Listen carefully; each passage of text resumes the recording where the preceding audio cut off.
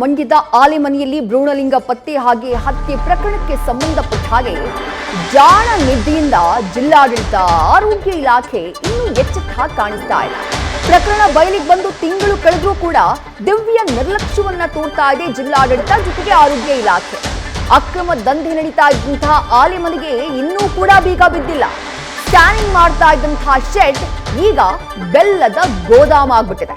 ಬಹಳ ದೊಡ್ಡ ಮಟ್ಟದ ಒಂದು ಜಾಲ ಈ ಒಂದು ಆಲೆಮನೆಯ ಮೂಲಕ ಬೆಳಕಿಗೆ ಬಂದಿತ್ತು. ರೇಡ್ ಅನ್ನ ಮಾಡಲಾಗಿತ್ತು. ಪ್ರಕರಣಕ್ಕೆ ಸಂಬಂಧಪಟ್ಟ ಹಾಗೆ ಹಲವರನ್ನ ಅರೆಸ್ಟ್ ಕೂಡ ಮಾಡಲಾಗಿದೆ. ಬಟ್ ವಿಪರ್ಯಾಸ ಅಂದ್ರೆ ಘಟನೆ ನಡೀತಾ ಇದ್ದಂತಹ ಕೃತ್ಯ ನಡೀತಾ ಇದ್ದಂತಹ ಆ ಆಲೆಮನೆ ಏನಿದೆ, ಭ್ರೂಣಲಿಂಗಯನ್ನ ಪತ್ತೆ ಮಾಡ್ತಾ ಇದ್ದಂತಹ ಸ್ಥಳ, ಭ್ರೂಣವನ್ನ ಹತ್ಯೆ ಮಾಡ್ತಾ ಇದ್ದಂತಹ ಸ್ಥಳ, ಆ ಆಲೆಮನೆಗೆ ಬೀಗವನ್ನ ಜಡಿಯುವಂತಹ ಕೆಲಸವನ್ನ ಜಿಲ್ಲಾಡಳಿತ ಹಾಗೆ ಆರೋಗ್ಯ ಇಲಾಖೆ ಇನ್ನೂ ಕೂಡ ಮಾಡಿಲ್ಲ. ಸದ್ಯ ಈ ಆಲೆಮನೆಯಲ್ಲಿ ಬೆಲ್ಲವನ್ನ ಶೇಖರಣೆ ಮಾಡುವಂತಹ ಕೆಲಸ ಆಗ್ತಾ ಇದೆ.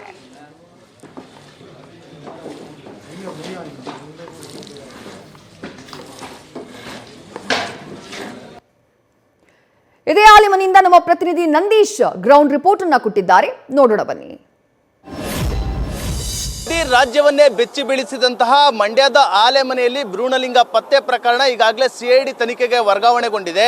ಆದರೆ ಇದುವರೆಗೂ ಕೂಡ ಆಲೆಮನೆಯನ್ನ ಸೀಸ್ ಮಾಡದಿರೋ ಕಾರಣ ಇದೀಗ ಏನು ಅಧಿಕಾರಿಗಳ ವಿರುದ್ಧ ವಿಪಕ್ಷ ನಾಯಕ ಆರ್ ಅಶೋಕ್ ರವರು ಆಕ್ರೋಶವನ್ನು ವ್ಯಕ್ತಪಡಿಸಿರುವಂಥದ್ದು. ನಾನು ಇವತ್ತಿದ್ದೇ ಸ್ಥಳದಲ್ಲಿದ್ದೇನೆ, ದೃಶ್ಯಗಳಲ್ಲೂ ಕೂಡ ತೋರಿಸ್ತಾ ಹೋಗ್ತೇನೆ. ಈಗಾಗಲೇ ಏನು ನೋಡ್ತಾ ಇದ್ರೆ ಆಲೆಮನೆಯ ಪಕ್ಕದಲ್ಲೇ ಇರುವಂತಹ ಕೊಠಡಿಯೊಂದರಲ್ಲಿ ಭ್ರೂಣಲಿಂಗ ಪತ್ತೆ ನಡೀತಾ ಇತ್ತು. ಅಂದ್ರೆ ಇಲ್ಲಿ ಸ್ಕ್ಯಾನಿಂಗ್ ಮಿಷಿನ್ ಅನ್ನು ಮಾಡಿಕೊಂಡು ಗರ್ಭಿಣಿಯರಿಗೆ ಆ ಸ್ಕ್ಯಾನಿಂಗ್ ಅನ್ನು ಮಾಡಿ ಭ್ರೂಣಲಿಂಗವನ್ನ ಪತ್ತೆ ಮಾಡ್ತಾ ಇದ್ರು.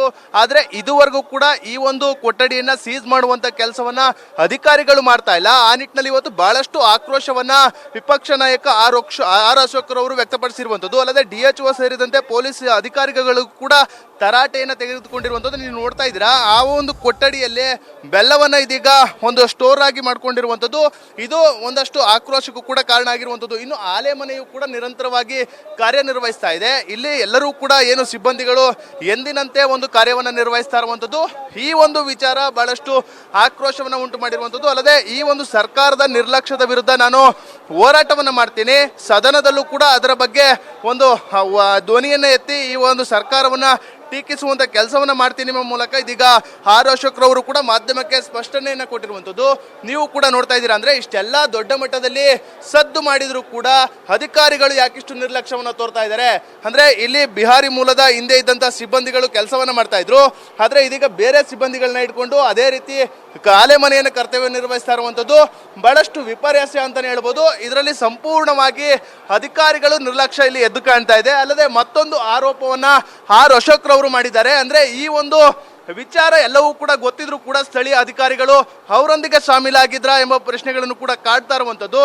ಸದ್ಯ ಈ ಒಂದು ವಿಚಾರ ಬಹಳಷ್ಟು ಇಷ್ಟರ ಮಟ್ಟಿಗೆ ಸದ್ದಾದರೂ ಕೂಡ ಅಧಿಕಾರಿಗಳ ನಿರ್ಲಕ್ಷ್ಯ ಯಾಕೆ ಎಂಬ ಪ್ರಶ್ನೆಗಳು ಕೂಡ ಕಾಣ್ತಾ ಇರುವಂತದ್ದು. ಅಲ್ಲದೆ CID ಅಧಿಕಾರಿಗಳೊಂದಿಗೆ ಸ್ವತಃ ಏನು ಆರ್ ಅಶೋಕ್ ರವರೇ ಖುದ್ದು ಮಾತನಾಡಿರುವಂಥದ್ದು. ಕೂಡಲೇ ಈ ಒಂದು ಆಲೆಮನೆಯನ್ನು ಸೀಸ್ ಮಾಡಿ ಎಂಬ ಮೂಲಕ ಒಂದು ಆದೇಶವನ್ನು ಕೂಡ ಒಂದು ಮನವಿಯನ್ನು ಕೂಡ ಮಾಡಿರುವಂಥದ್ದು. ಆ ನಿಟ್ಟಿನಲ್ಲಿ ಮುಂದಾದರೂ ಅಧಿಕಾರಿಗಳು ಎಚ್ಚೆತ್ತುಕೊಳ್ತಾರೆ ಎಂಬುದನ್ನ ಕಾದು ನೋಡಬೇಕಾಗಿರುವಂಥದ್ದು. ಕ್ಯಾಮ್ರಾ ಪರ್ಸನ್ ಹರ್ಷಿ ಜೊತೆ Nandish, news first Mandya. News first ನಿರ್ಭೀತಿಯಿಂದ ನಿಮ್ಮ ಪರವಾಗಿ.